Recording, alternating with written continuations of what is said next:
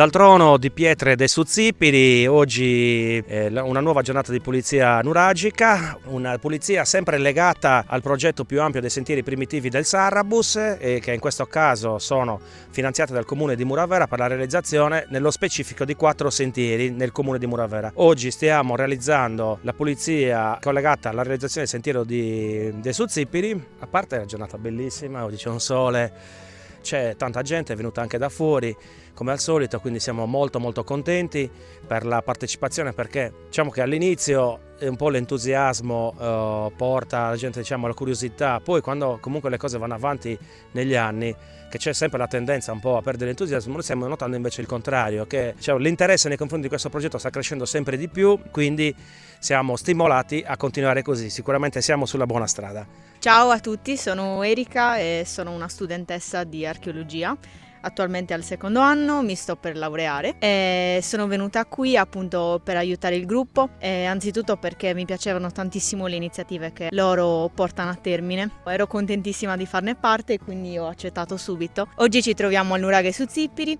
Abbiamo visitato anche la Tomba dei Giganti e poi appunto qua nei dintorni abbiamo anche il villaggio, che purtroppo non è ben visibile a causa della vegetazione, però comunque si intravedono i muri delle capanne. Oggi la pulizia si concentrerà appunto sul sito del nuraghe. Si tratta a mio avviso di un nuraghe complesso, perché si può notare proprio una torre centrale che svetta, che è appunto anche quella meglio conservata, e poi una successione di crolli molto consistenti che sicuramente al di sotto conservano probabilmente altre strutture che sarebbe tanto bello poter vedere.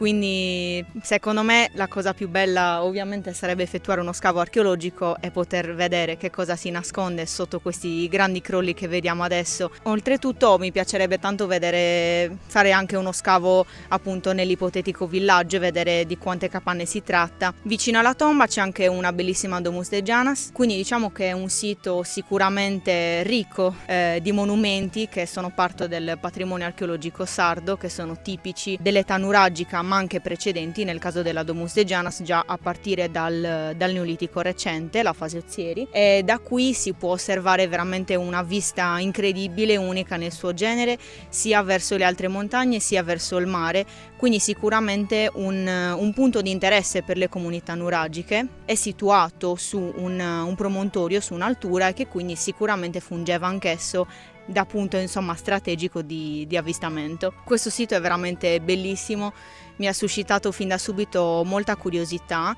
e il sentiero è stato anche abbastanza agevole rispetto ad altri a cui siamo abituati quando andiamo a vedere i siti archeologici. Vorrei tanto che questa iniziativa di pulizia si potesse espandere non solo a questa zona, ma anche a tutte le altre zone della Sardegna dove purtroppo i monumenti sono coperti dalla vegetazione e non sono visibili. E spero di partecipare ancora a queste bellissime iniziative. Vi saluto e ci vediamo alla prossima. Allora, sono Maurizio Ena, sono consigliere comunale del comune di Decimopuzzo, seguo nella nostra amministrazione il settore dell'archeologia e quindi ho accolto con molto piacere l'invito degli amici dell'associazione di Muravera. È stata una giornata meravigliosa, veramente importante, da cui ne traggo un insegnamento per far sì che anche nel nostro comune, perché noi abbiamo un nuraghe molto bello che ancora necessita di essere valorizzato e scoperto, che è il nuraghe di Fanaris, e quindi ringrazio gli amici dell'associazione di Muravera per avermi dato questa opportunità di essere qui e di raccogliere tante di quelle nozioni per poter poi dopo essere eseguite